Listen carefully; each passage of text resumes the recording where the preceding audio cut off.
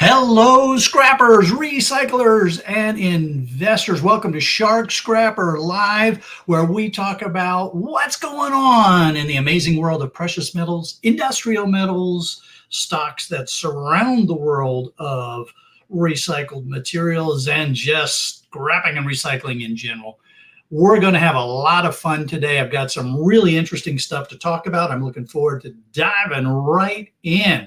Welcome, Scorpion Metals, Scrapping Irish, Patrick Williams, Roger at CU Scrapping, and as Megan, it is great to have y'all here.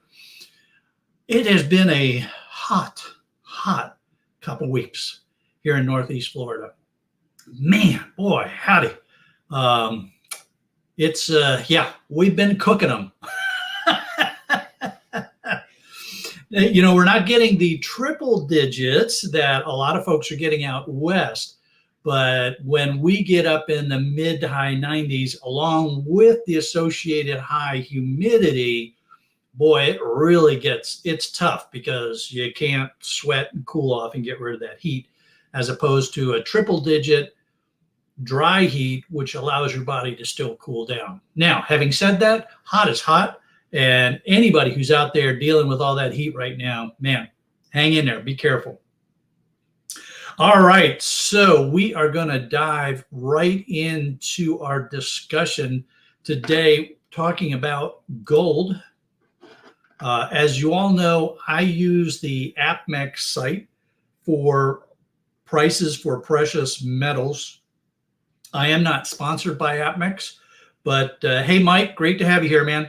But I have used APMEX in the past to buy and sell my physical gold and silver. It's a very easy process, and I've never had any trouble at all using them. So it's one of the sites that I would recommend if you're going to buy silver or gold. Now, I don't ever buy platinum or palladium as an investment, kind of bullion. Just silver and gold, but you can also get platinum and palladium on the APMEX website as well. All right, so we're looking at the 24-hour here for gold, and we can see that we had a little bit of a plateau that then rose up. And, is this a down? Is this a plateau? It's hard to say right in here. But you also know that, hey, Gaz, great to see you, man. It's also, I don't get terribly excited about these 24-hour short-term trends, although I do like seeing this almost 2,000 number here. Well, let's take a look at the 3-day. This is a tad bit more revealing because in the 3-day, we can see that overall we had this upward trend before it kind of plateaued out here, right? Overall, this is up. I mean, if you connect the beginning to the end, that's definitely an overall upward trend. So really nice to see gold moving in the direction that we wanted to. If we go look at the week, we have this to contend with.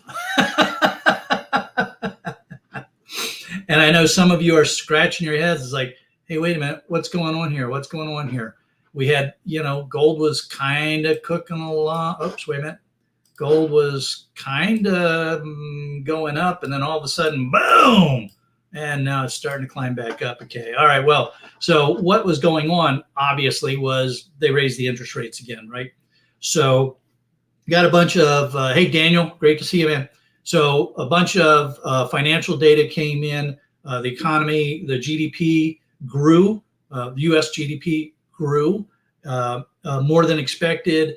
They raised interest rates a little bit more, and there are folks from the bank coming out officially saying that they are forecasting that there will not be a recession, but a soft landing. Those are the kind of things that we want to hear. But for people that like to invest in gold, they're like, oh, crap. All right, well, we're going to sell because I can put my money somewhere else and make more money.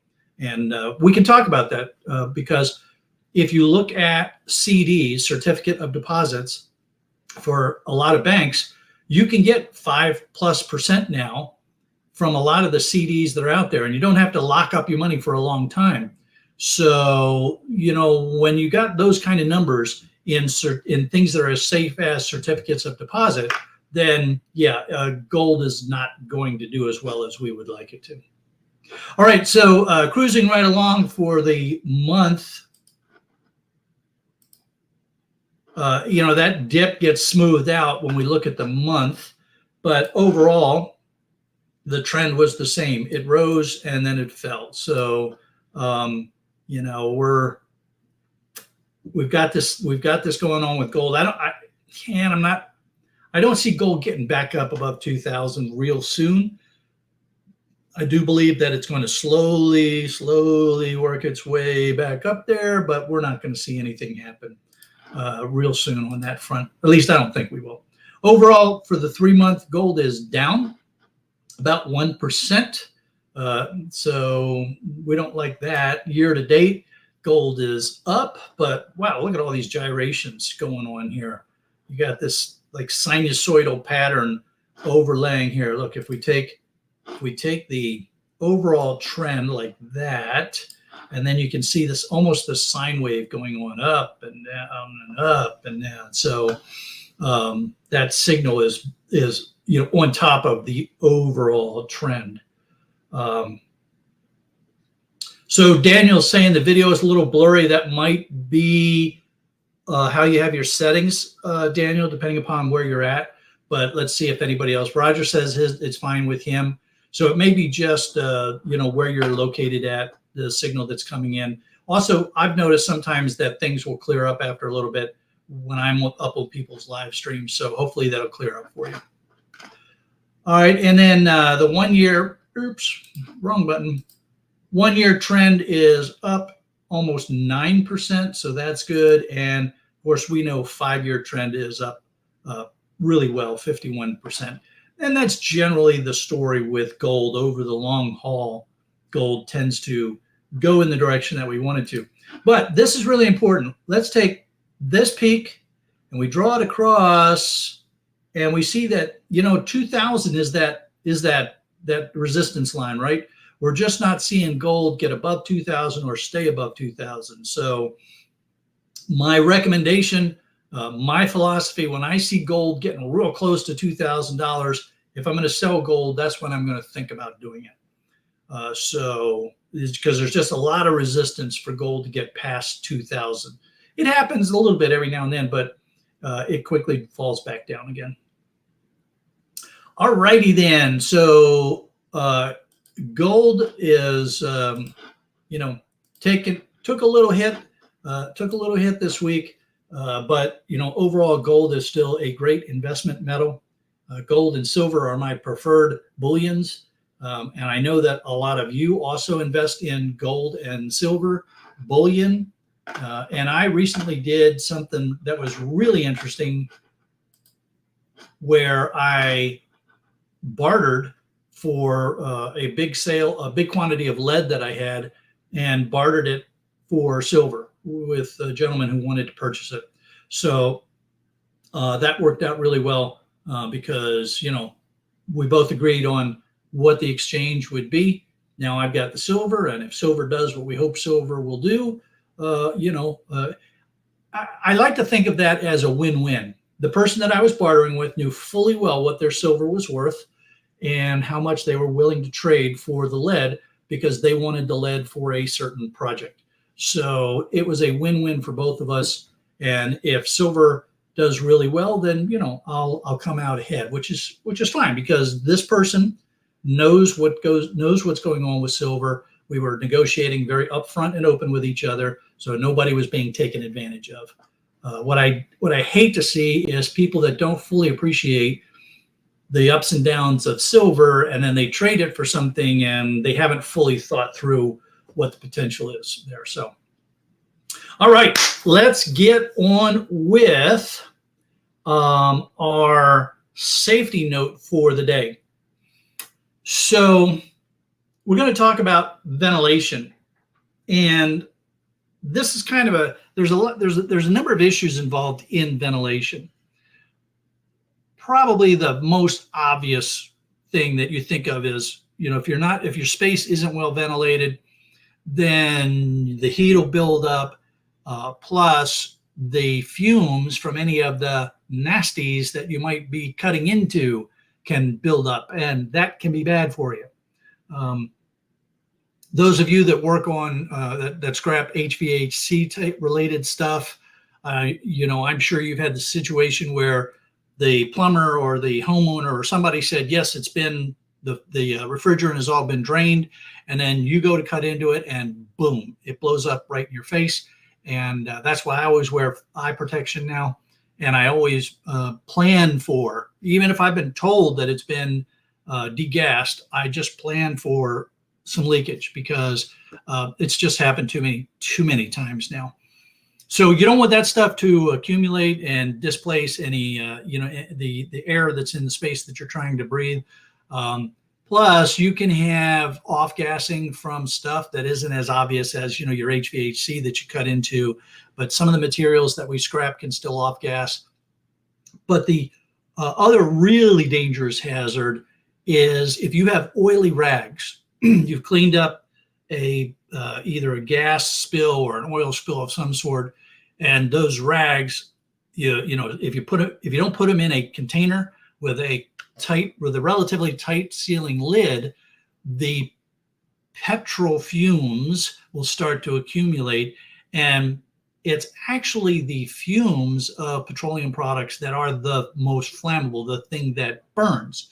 If you don't have a well-ventilated space, you could create a concentration of those fumes that could ignite either spontaneously or with a very small spark. Now, this is always a huge concern when we were aboard ship.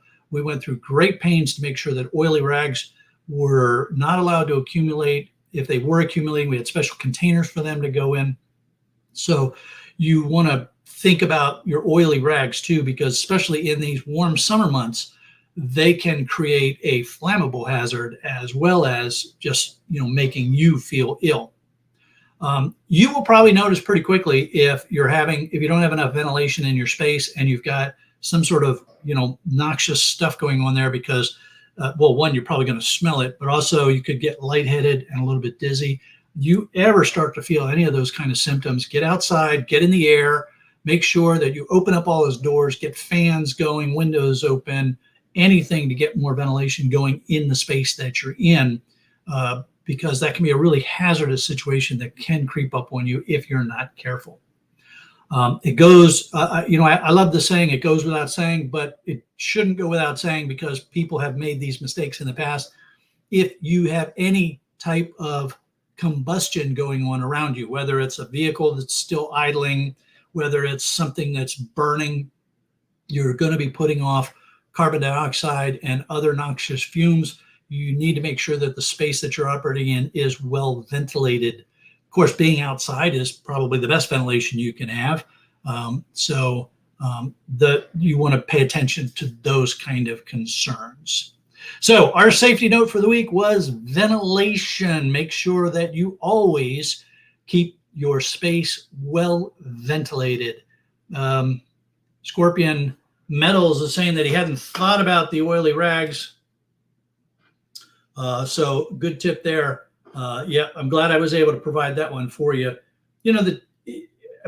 The only reason I bring it up is because it's happened. I've known folks that have had it happen. It doesn't happen a lot, but when it happens, it can be really bad. So pay attention to that. Electronic Scrapper, welcome. Welcome to the show. All righty, so that's our safety note for the day. Now, our industrial metal for the day, we're actually going to go back. I don't do this a lot, but we're going to go back and take a look at copper. Now, I didn't get rid of this particular advertisement because, well, obviously I couldn't get rid of this advertisement right away. I had to leave it up here. But here's a tool for cutting pipe if you need that. Sorry, couldn't resist. And then there's our friends at Harbor Freight. Every now and then I buy stuff at Harbor Freight, but I don't buy a lot of stuff from Harbor Freight. All right, so I'm going back to copper. We did copper last week, and I don't usually do back-to-back metal reviews, but I wanted to come back and take a look at copper this week again, because look what was going on. Here's the 24-hour, and we see that copper going up here for the 24-hour. By the way, will you see this thing where it says, you know, negative point? Look at, that's this drop here that they're referring to. So just don't get too excited there. But look at this 30-day copper spot price. This is really nice. We see copper on the upward trend, and that's really good. Now, if we connect these peaks here, we draw this line, what we're seeing is that there is some resistance at the 390-ish level. So, you know, these peaks get up to 390 and then they fall back down. They get back up to 390 and they fall back down.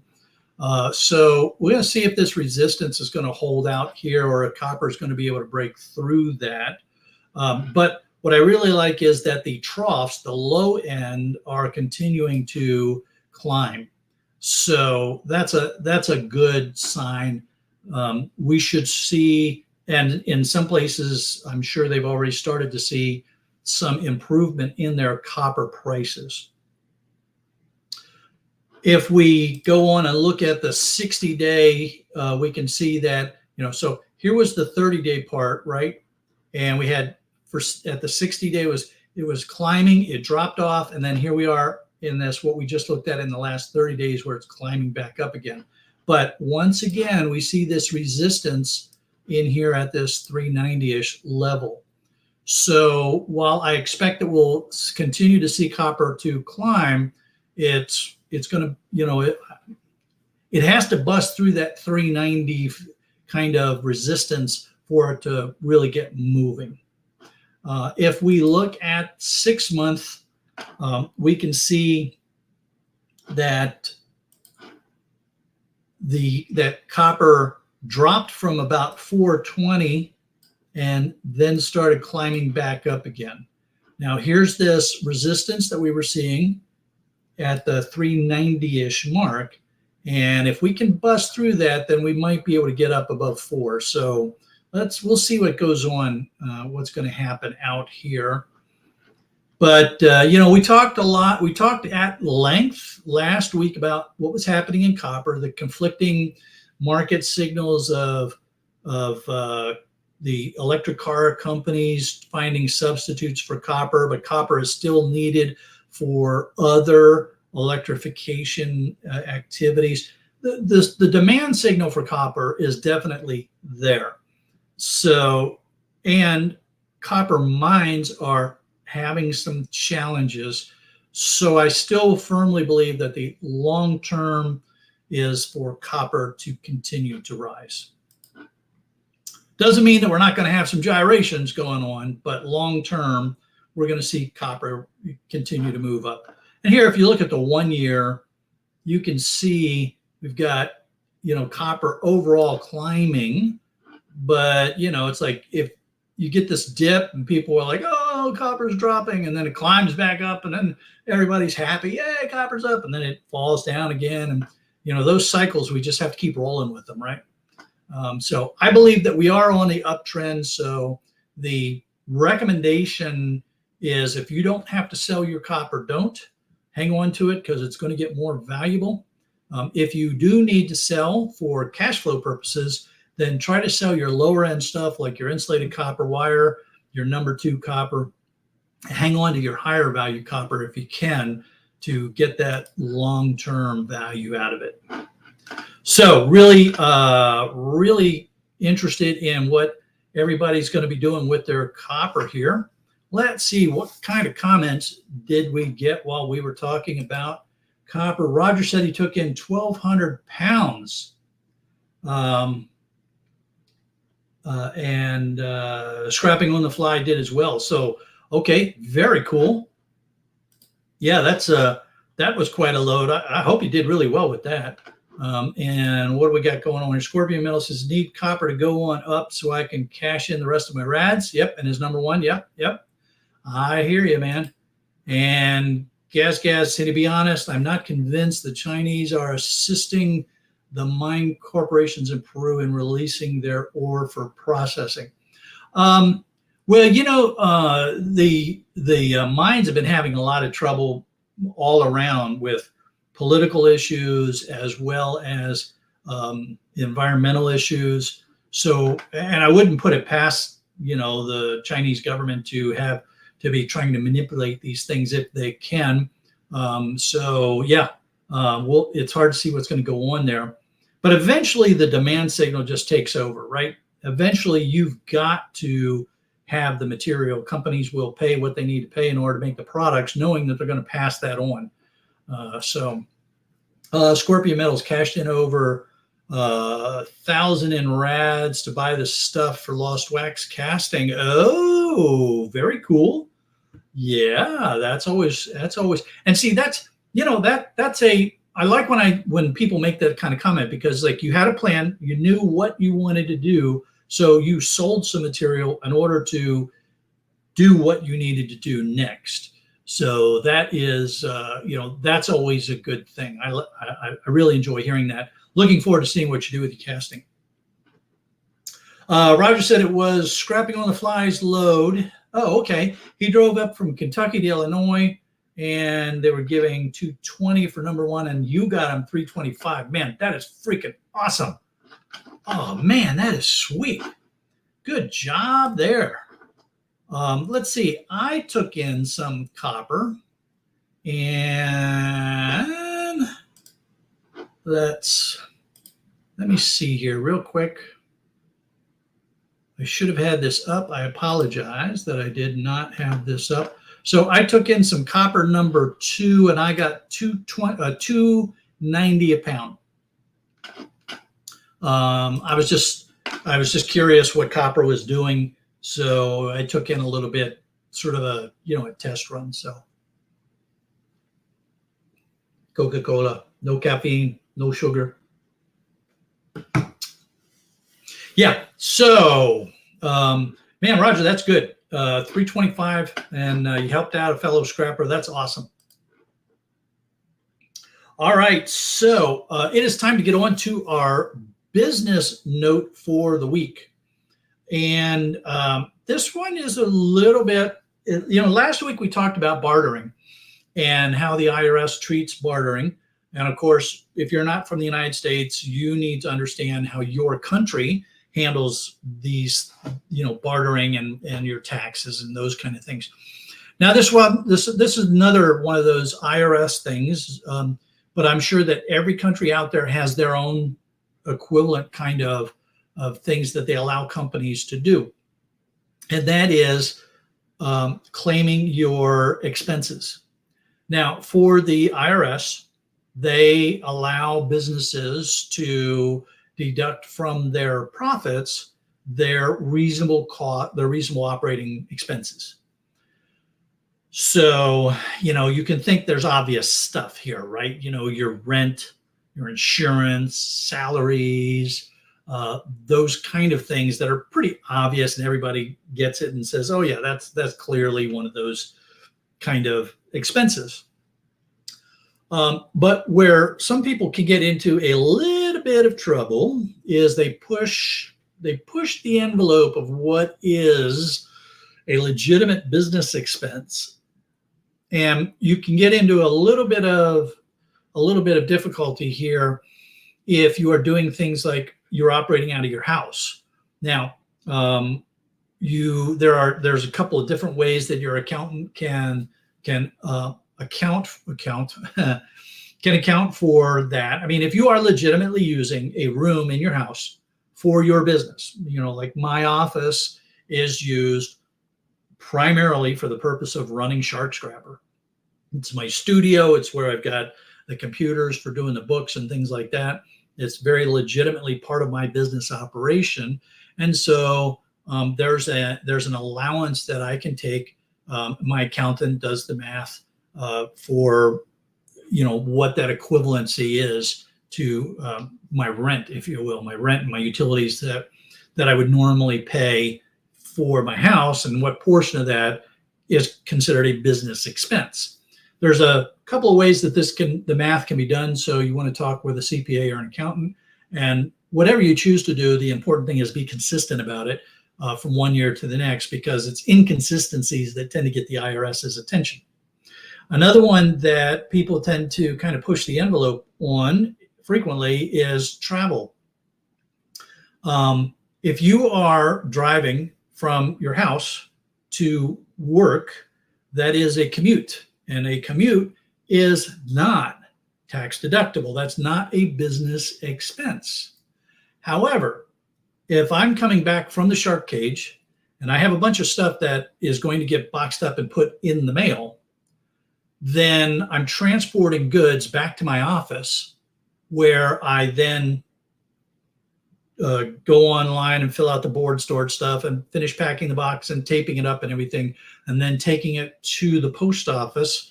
That is business mileage for the Sharkmobile. And then, of course, there's different ways to account for your business mileage on your automobile. You can just take what the IRS says is a mileage rate for vehicles, 54 cents a mile, 55 cents. I don't know what it is right now. So to do that, you just keep track of the miles that you spend. I run a log on my phone. So I just, keep a log on my phone of my miles that I put on the Sharkmobile for business. And then when I submit my taxes to my accountant, I tell them, here's how many miles we put on the truck this year. So, but, using the vehicle for business and commuting to work, two very different things. So you need to be really careful with that so that you don't get cross-threaded with the IRS on commuting versus actual business use in that transportation. Another one is travel expenses. If you're going to, some people like to really push the envelope on this one. They take a vacation and then they'll go meet somebody and they'll call it a business trip. Now, if you go on a 5-day vacation and you have a 1-hour business meeting, yeah, that's not a business trip. If you have a 3-day conference that you're going to, and you take a half a day to go to a resort or something like that, okay, you're probably going to get away with that one. But it is, what you really have to ask yourself is, if you're sitting down at the table with an IRS agent and they're giving you an audit and they say, okay, you've got this business expense here. You flew from Warren, Ohio, down to Orlando. You have 5 days of hotel receipts, 5 days of meal receipts, but you don't show who you met with, what conference you were attending. That one might that one might get you in a little bit of hot water, right? But Orlando is a conference destination as well. So, you need to make sure that you have a registration receipt for a conference that you are attending, or some sort of documentation that you were at the event throughout that period of some sort. Even if it doesn't cost you anything to register, you may still have to register to get a badge or something like that. So you want to keep all of that information so that if you ever do get audited by the IRS, you can show them, yeah, it was a conference, and here's the days that the conference ran, and that's when I was there. Again, it's keeping your records so that if you get audited, you can explain what you've done. And the IRS people that I've spoken to, they've been pretty clear, and my accountant, it's like, they understand sometimes mistakes get made. Honest mistakes are vastly different than somebody who is just trying to get away with something. They get it, they understand it, and they'll work with you on those kind of things. Now, I mentioned meals. One of the things that some people think they can do is they buy lunch while they're at work. And then they call it a business expense because they were at work when they bought that meal. Well, if you are just buying yourself lunch while you're at work, that's not a business expense, because you could have just packed a lunch from home, right? So if you are buying lunch for all your employees, or you're having a meeting with someone and you buy lunch as a part of that meeting, yes, that's a legitimate business expense. I've worked at many companies that would, have do a surprise lunch thing for the employees, or we'd celebrate a win by buying everybody, by bringing in breakfast or lunch or, that kind of stuff. That's a legitimate business expense. But just buying yourself lunch, no. And it's funny because, I've had people deliver food to the shark cage, and they're like, yeah, you want the receipt for your business expenses? I'm like, no, I'm just buying myself lunch. This isn't a business expense. This is me buying lunch.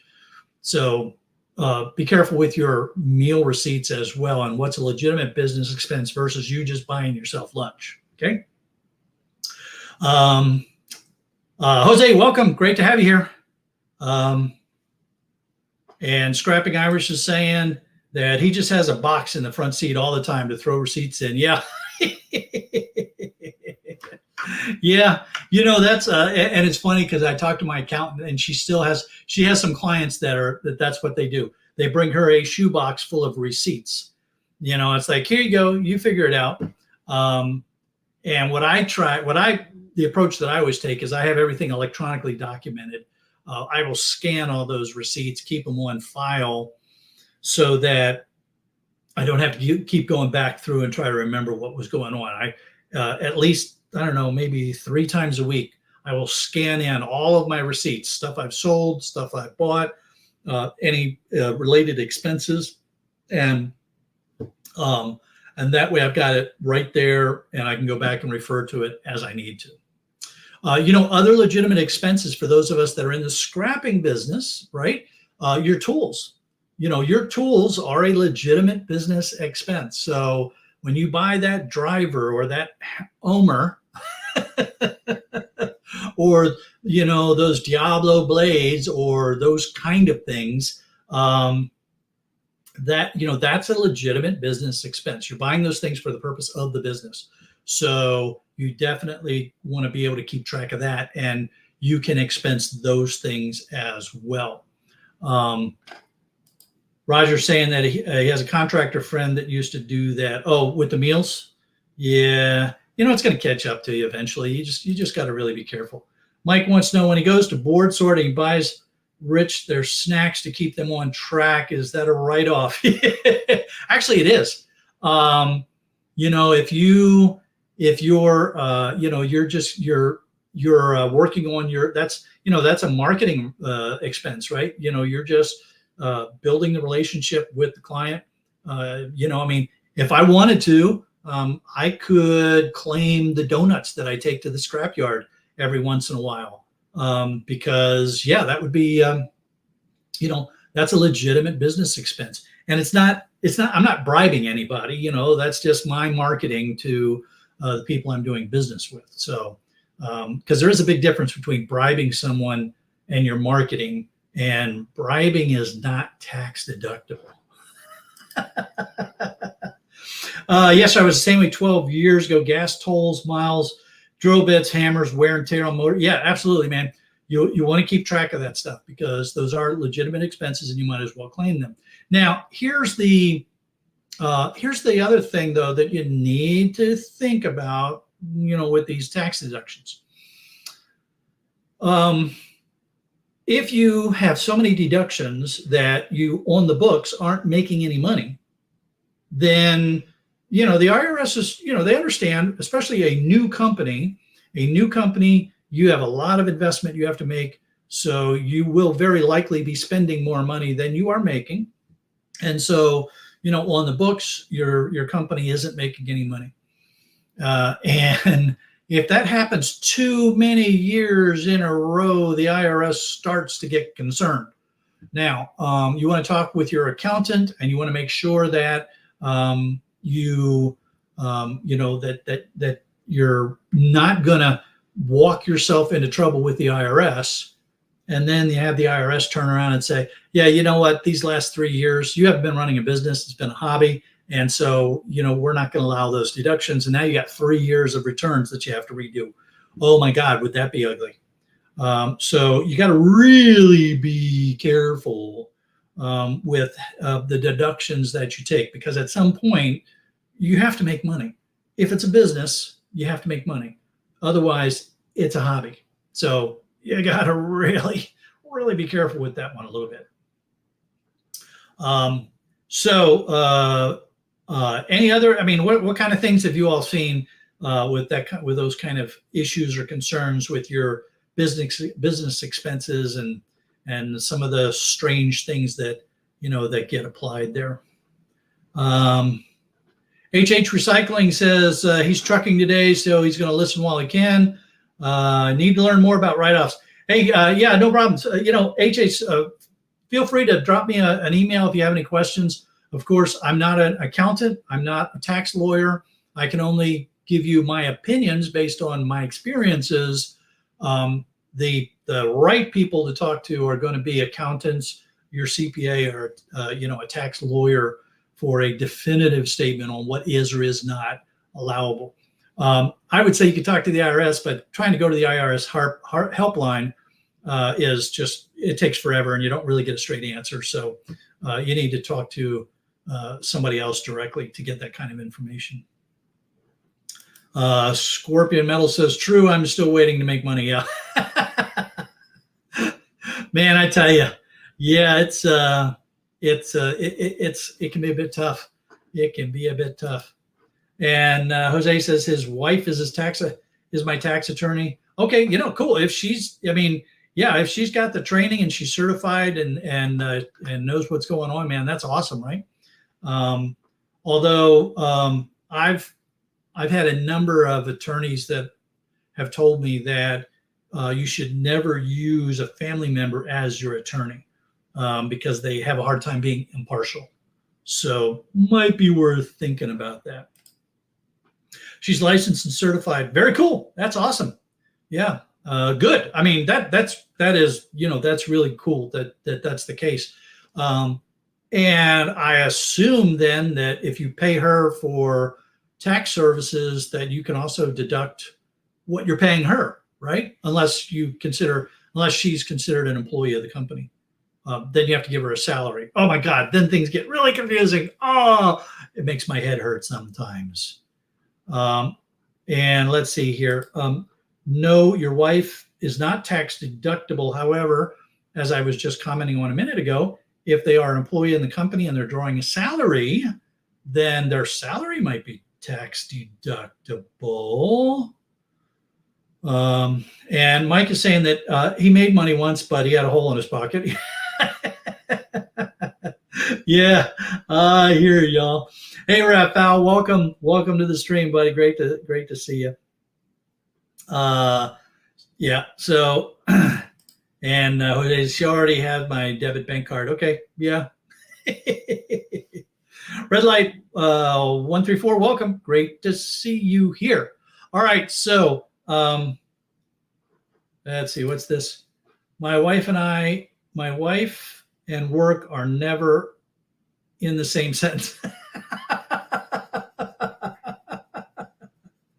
Oh man. Yeah. So, yeah, your business deductions, you definitely want to keep track of them. I am a firm believer in following the tax laws, but I also believe in taking whatever deductions the law allows me to take. And what I have told my accountant over and over and over again is I want to take every possible deduction I can. I don't want to pay any more in taxes than I absolutely have to, but I absolutely insist on paying my legal fair share of taxes because I don't ever want the IRS to come knocking at my door in a bad way. So my accountant understands my position on taxes and works to keep me out of trouble that way. All right, now our stock market report for the day is, we're actually going to do something a little bit different here because instead of analyzing, two stocks like we always have done, I'm going to respond to a request from a viewer to take a look at a specific company, and then we're going to talk about something different, completely different. So the company that we are going to take a look at here that was requested last week is called Southern Company. Now, for those of you that are not from the United States, or maybe even from the United States but don't pay a lot of attention to the electric utilities, you may not know this name. There's a lot of people, though, that in the United States who pay attention to the electric utility world. They know this company because it's got a very good reputation. Their dividend is 3.8%, and they've always been kind of in that area. And I'm saying that this is dated today because I just updated this stock price here. So at close on Friday, it was $72.35. Hey, Andrew, great to see you. Hope all is going well there, bud.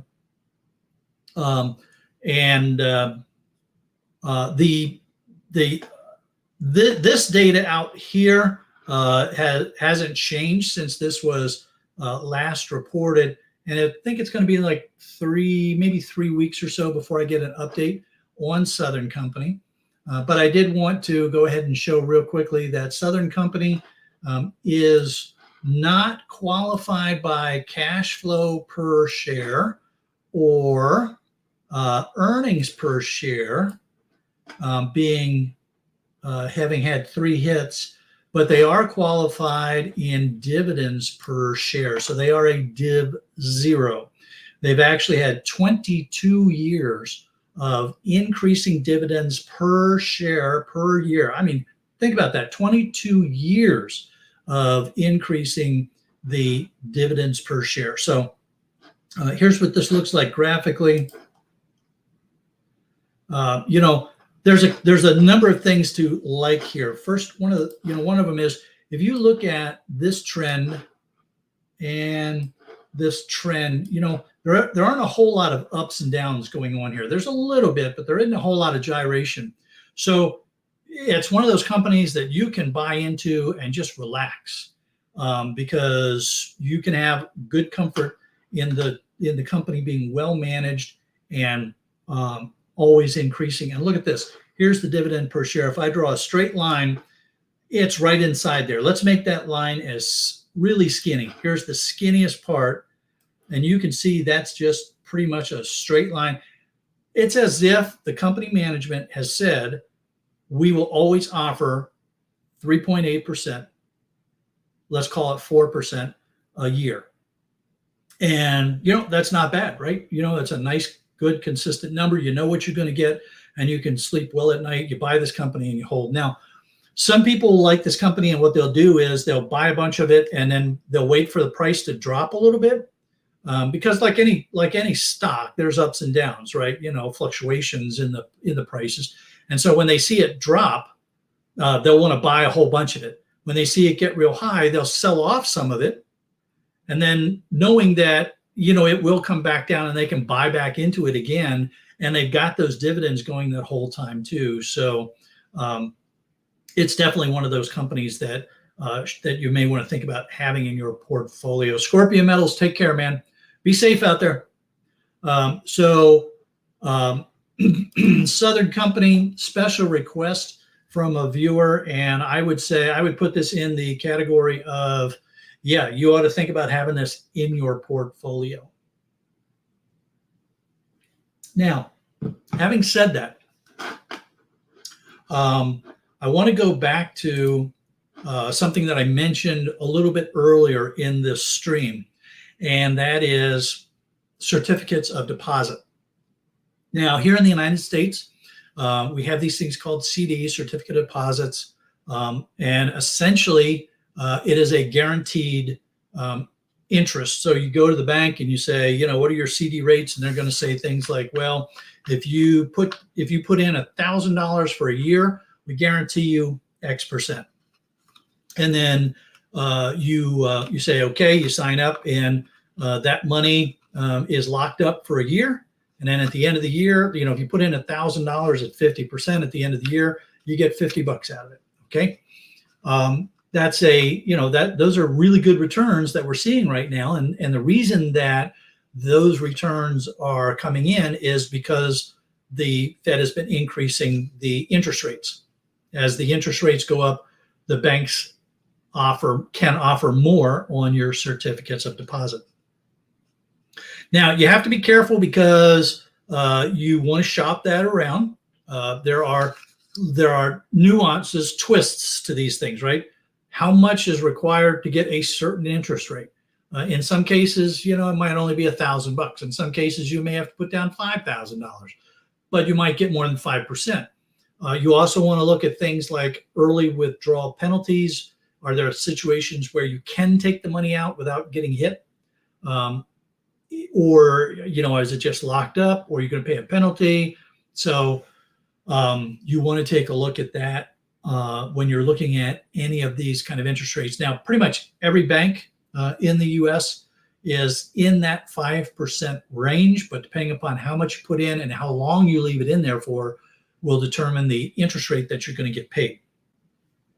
And, the lengths on these things can be 1 year, 2 years, 5 years. So it's really a pretty good time, right? Getting 5%, getting a 5% interest on your money right now is pretty cool. Yeah, I thought I was saying 5%, Raffle, not 50%. So I thought I was saying 5%. So, but if I said 50%, yeah, nobody's offering 50%. It's 5%. So, when we look at the stocks, I hope you're also paying attention to what you might be able to get just straight from, in a cash investment like a CD. Now, of course, your stocks offer you the long-term potential growth of the value of the stock on top of the dividends for the stock. So there's different things that you want to think about. And it's always good to have your portfolio of investments diversified. And having some CDs mixed in with your stocks is a great way to diversify your portfolio.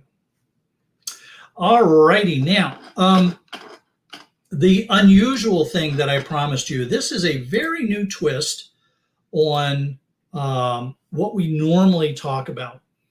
And the reason why I wanted to bring this up is because so I'm a member of ISRI, the Institute of Scrap Recycling Industries. And I get these updates from ISRI periodically on things that are going on in the market. And recently they did a report on plastic recycling. So I thought it might be pretty cool to share this information that I got from ISRI on the U.S. recycling exports. Now, I got two charts that I'm going to share with you here. So the first thing that I want to talk about is plastic recycling. I was one of these people that was going around saying, well, they're not really recycling plastics, But then I stopped and I said, no, wait a minute. What happens when the people that are quote unquote plastic recyclers, what are they doing? Well, they'll take something like, the ABS, separated by the grade, and they'll take the plastic and then they'll shred it up, and then they'll kind of melt it and they'll make little pellets out of it. And then those little pellets can go into machines that create, that melt out and create some other kind of plastic thing. It might be plastic planking. It might be plastic furniture. It might be plastic material that is weaved to make clothing. And so if you think about the definition of recycling, well, that's recycling, right? Yes, they're using plastic to make more plastic, but that's what happens with copper and brass, right? You're using copper to melt it down and make more copper. You're taking aluminum scrap and recycling it into more aluminum things. So where a lot of people will say that that plastic isn't recycled, it is, in the sense that there are companies out there that are taking the plastic turning it into other plastic things. So yes, that is recycling. So yes, plastic can and is recycled. Now, do we recycle enough plastic? Well, that's a different story altogether. And not every type of plastic can be recycled or can be recycled as easily as other types of plastic. You know, you've got the number codes on there that tell you what kind of plastic it is, and some of them are easier to recycle than others. So that's where we get the rub for plastic in the recycling world. But there is definitely a plastic recycling effort going on. And here you can see these are U.S. recycled plastic exports. And it's funny because they're calling it top 10 countries, but they only show 1, 2, 3, 4, 5, 6, 7, 8, 9. So I'm not exactly sure why they did that, but you'll see more country names in the next slide. I thought it was very interesting that Canada is the #1 country that the United States exports its plastic to. You know, look at that. In 2022, we exported 148,082 metric tons of plastic to Canada. And then Mexico is #2 at 84.5, with India as being in the 3rd spot. So I just thought that was really fascinating. It never would have occurred to me that Canada would have been that high on the recycled plastic. And I'm sitting there, I'm scratching my head. And those of you that have a better understanding of industries that are in Canada, you know, help me understand what Canada's doing with all that plastic. I know that Canada makes a lot of parts for cars. So could this be plastic that's being reused to make, you know, some of the car parts that are being manufactured? Is that a possibility? Hopefully some of you from Canada have some idea of what all the plastic is being used for. But the other thing that I noticed here is if you look at this 3-year trend, well, Canada went up in 21 and then is down in 22. Mexico is on sort of an upward trend for getting recycled waste from the U.S., recycled plastic, excuse me. India is buying more. They sort of doubled from 20 to 21 and a little bit of an increase in 22. Whereas Malaysia's on a downward trend. And Indonesia is downward trend. Vietnam, definitely a downward trend there. Look at that. They went from 52 to 36 to 14,000 metric tons. So definitely a downward trend there. Spain is buying more of our plastic recycle. And Pakistan just had a big increase here, going from 4.5 to almost 6.5 thousand metric tons. So kind of interesting the way some of these companies are some countries are buying more, some buying less. And then if you look at the total, I just thought this was just fascinating. I mean, in 2022, the U.S. exported 759 metric tons of recycled plastic export. That's just amazing to me. I mean, I know that the amount of plastic we generate is quite a bit more, but I just thought that this was just very interesting to me. And I did notice here that the year-to-date change were down about a little over 9%. So, you know, is that a result of not needing as much plastic in some of these other industries, or, you know, are we just not recycling as much stuff to sell it off here? So I'm not sure what the answer is on that. Now the other, oops.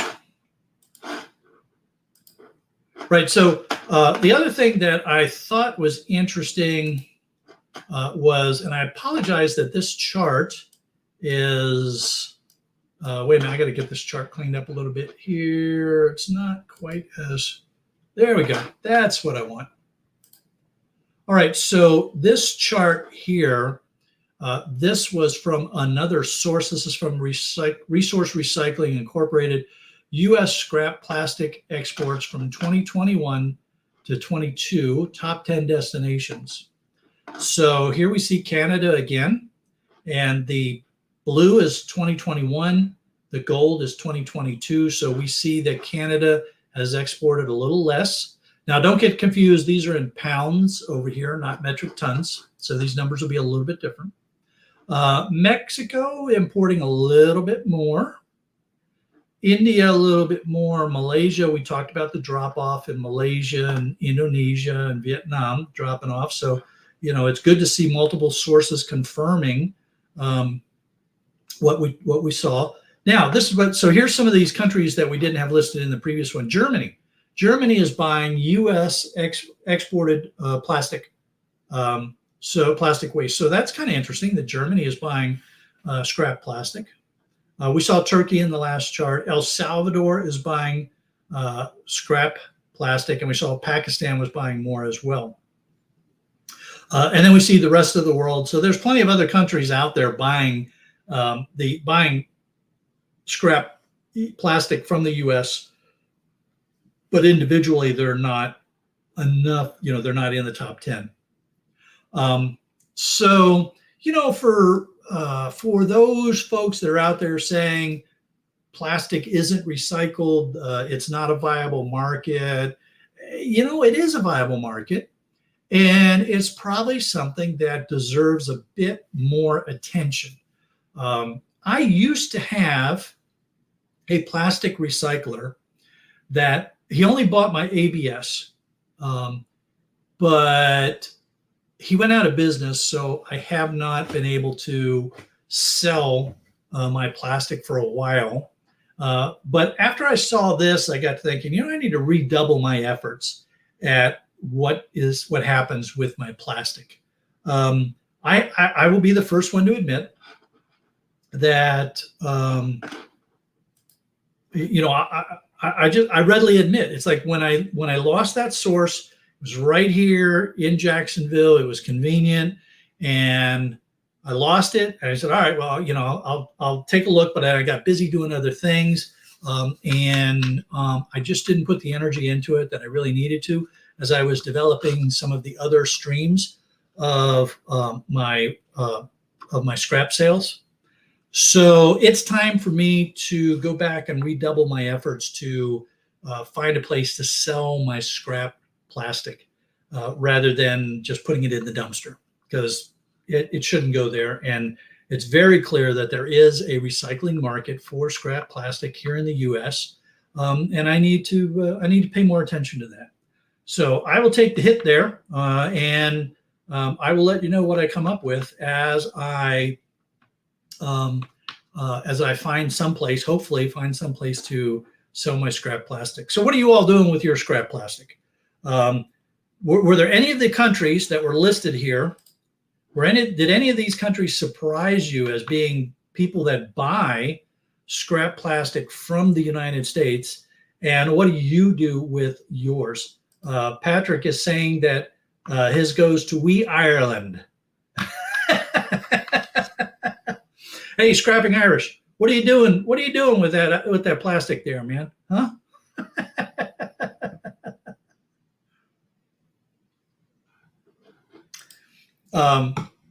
So, and if you're, you know, I'm going to take I'm going to spend some more time looking into plastic, because I just, it's one of those ones that a lot of folks I don't think we fully appreciate what is being done and what could be done in the world of plastic. So Gaz, he answered for Irish. He said he's spray painting it with gold color. Oh, that's funny. That is hilarious. Roger saying that 90% of his 2-yard dumpster is plastic. There's no market here. Oh yeah, no, I get it, man. I hear you. It's yeah, it's really harsh. There was also one of the big things that has been going on around here lately is, and this is cyclical, but right now there's a big on the Nextdoor app. There's a bunch of people complaining about how recycled isn't really being recycled. Most of it's just going to the trash. Why bother put out the special bins and that kind of stuff? Of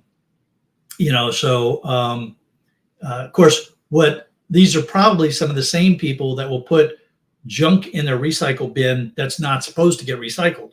So part of the challenge is people throw stuff in the recycle bin that is not supposed to be in the curbside recycle bin. Now, I get it. There's this, you say to yourself, well, this is recyclable, so I'm going to put it in the recycle bin. But the curbside recycling, they generally have it very specific. And the local waste company here is really good about sending out mailers and flyers and telling you what you can put in there and what you should not put in there. And so we go through these periods where some people will say, oh, they're just throwing this stuff in the trash. And then what makes it worse is you get some of the employees that were working for the waste companies, and they'll come out and say, oh yeah, we used to throw those dumps, that the recycle truck would just go dump it off at the trash just like everything else. And I know that there's sometimes when they're allowed to do that.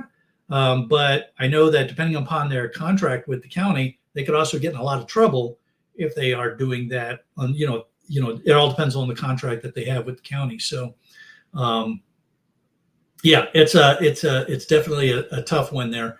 Roger, you're spot on, correct, man. There's a lot of wish cycling that goes on, that people,